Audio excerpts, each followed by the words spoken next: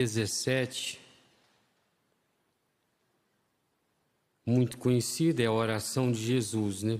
A oração intercessora de Jesus pelos seus.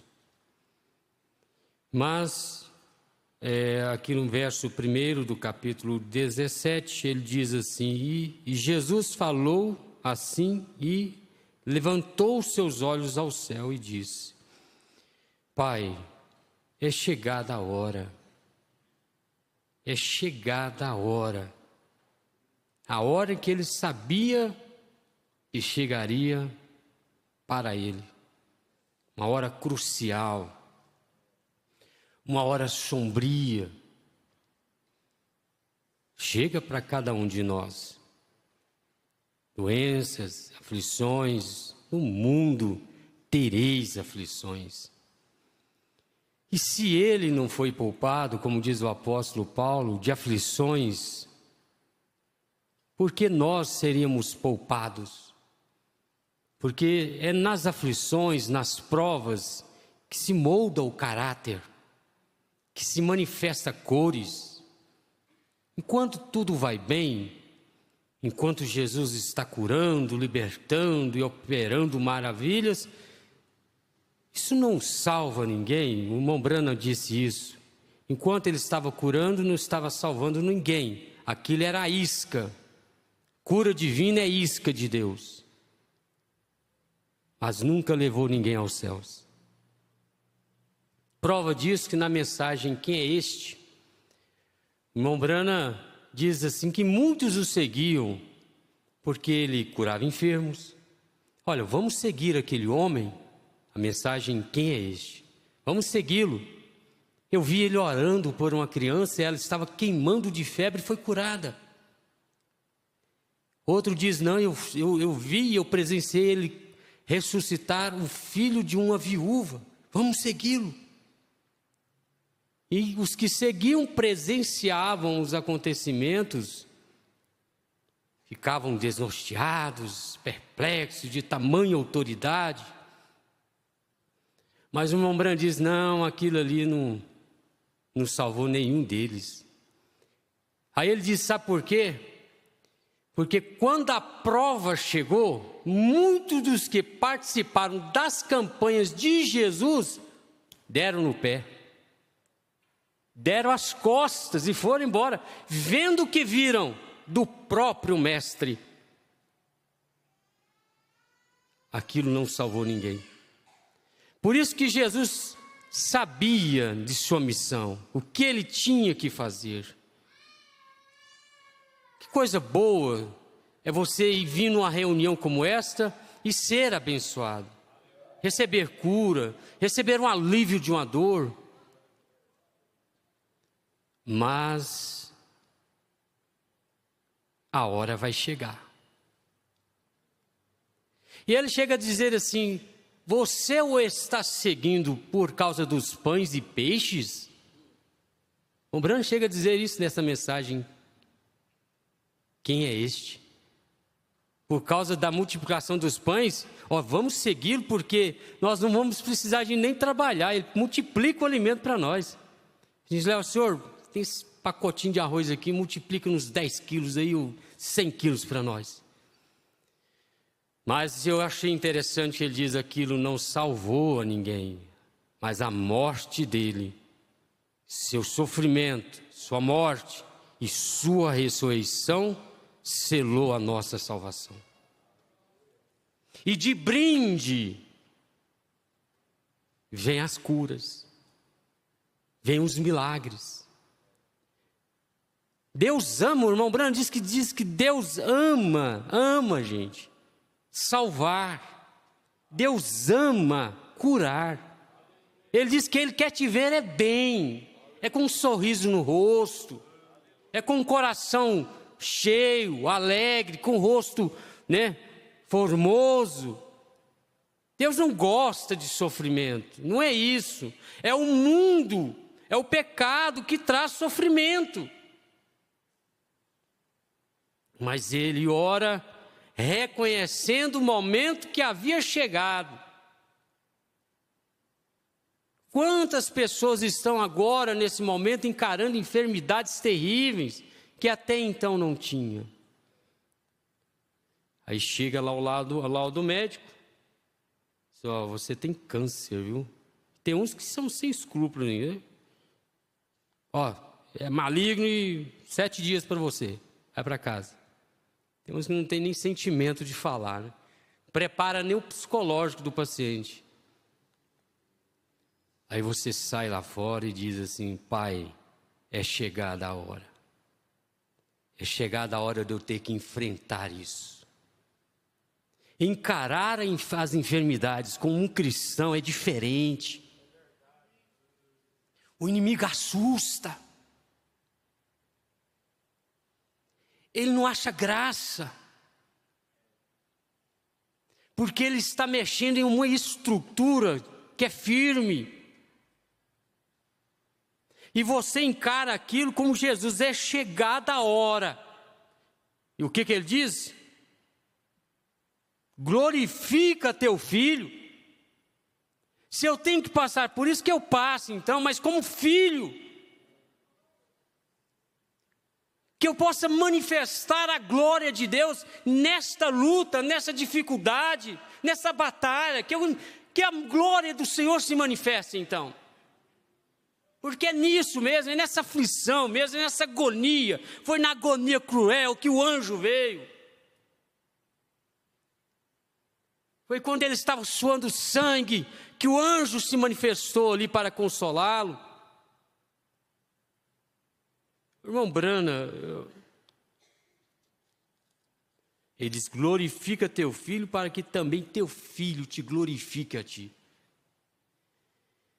Mas na mensagem à acusação, Mombrana fala da irmã Edith, irmã da irmã Hatmuz. Aqui, antes um pouco, na mensagem Meu Novo Ministério, ele diz, eu tenho, no parágrafo 56, ele diz, eu tenho orado, e tenho orado por aquela garota. Eu tenho orado, o irmão Brana repete, por ela. Tenho rogado a Deus para curá-la. Tenho visto aflições, mesmo maiores do que a dela, serem curadas. O irmão Brana não entendia. Ele conhecia aquela família, ele casou a irmã Hatch. Ele diz nessa mensagem, Meu Novo Ministério. Era uma família antiga, de muito conhecimento. E tem uma coisa. Quando Deus se manifestou na vida dela lá, que ela reclamou seus 2 filhos, aí o irmão Brana diz, agora eu vim entender por que quando ela estava trabalhando, eu fiquei com a dó dela, ela queria dar $50 de oferta para a construção do tabernáculo, e com muita dificuldade, não sei se o irmão Brana ou o ministro diz, $20 está bom, irmão, não precisa mais. O irmão Brana diz, não, por mim nem isso ela daria. Quando ela fez aquilo, que ela deu seus $20, que o irmão Brana foi tirar, e Deus o repreendeu, dizendo, não tire a bênção da minha serva. Oferta é bênção, gente. Como dízimos são bênçãos. Quando ele foi tirar, Deus disse, não tire a bênção dela. Aí o irmão Brana diz assim, agora eu entendi. Deus a estava preparando para algo maior, mais sublime. Então ele diz que orava, e tem visto aflições muito maiores. Ele diz, eu tenho jejuado. Irmão Brana diz, eu tenho jejuado, e tenho orado, e tenho esperado, e tenho buscado o Senhor com lágrimas para a cura daquela jovenzinha.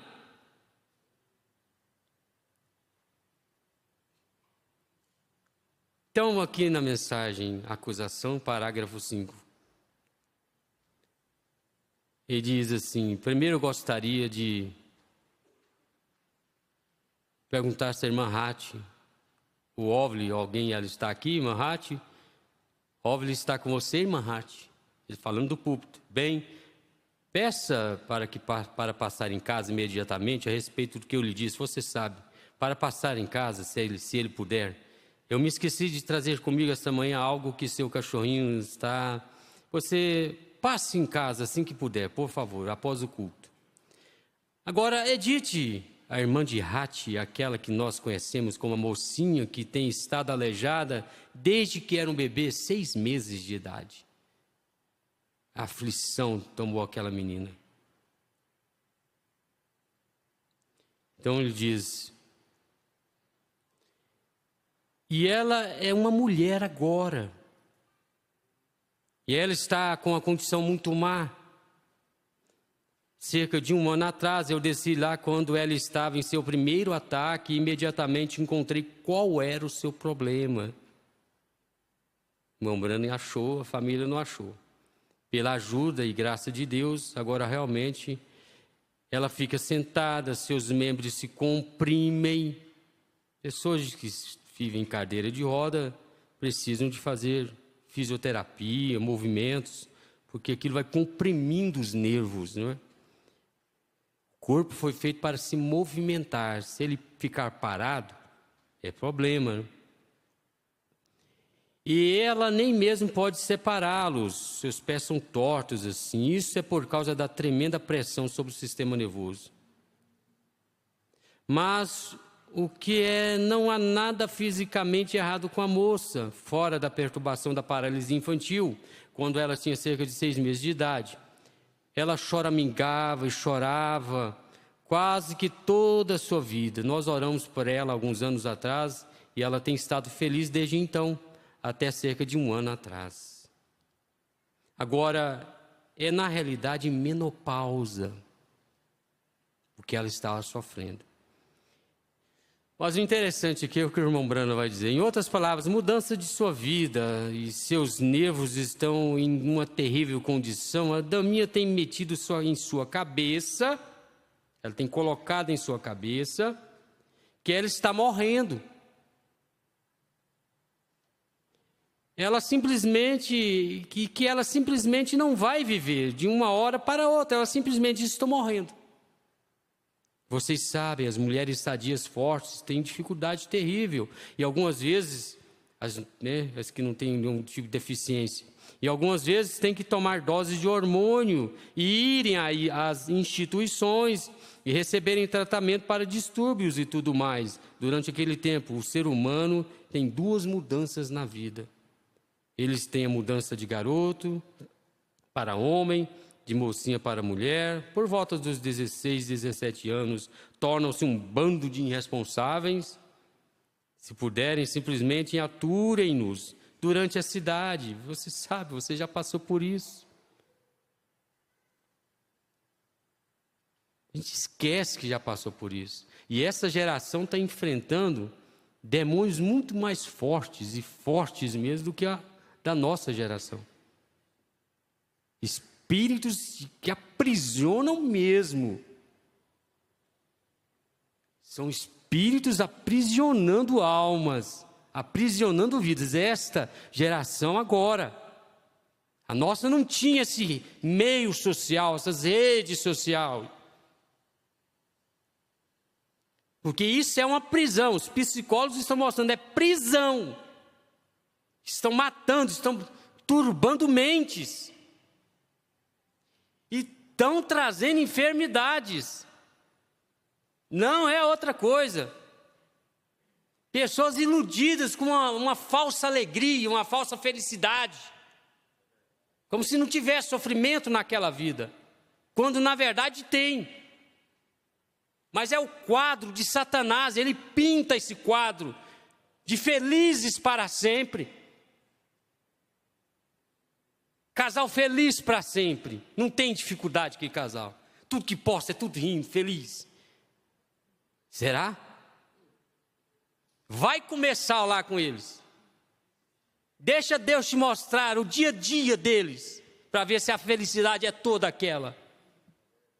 Se aquela alegria é toda. Parece que não tem enfermidade na família. Não tem dificuldade de nada.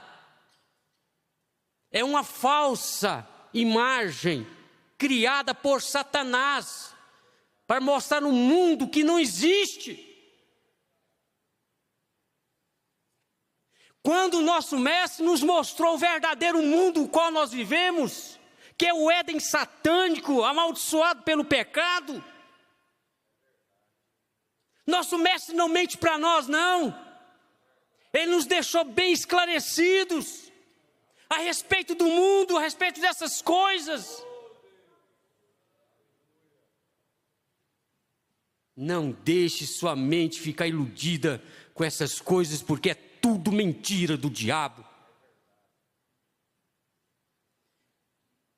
Criando confusão. Jesus foi claro. O evangelho de hoje é bom demais. Venha para Jesus, não sofras mais. Aí eles mostram só aquela cena bonita, aquela coisa linda, aquele povo tudo abençoado, povo que ninguém sofre ali. Ninguém está sofrendo, não está? Sofrimento é bom. E vai chegar a hora, irmão. Você vai ter que enfrentar esse problema dentro do seu lar, dentro de sua casa. Espíritos que você vai ter que enfrentá-los cara a cara. E discerni-los.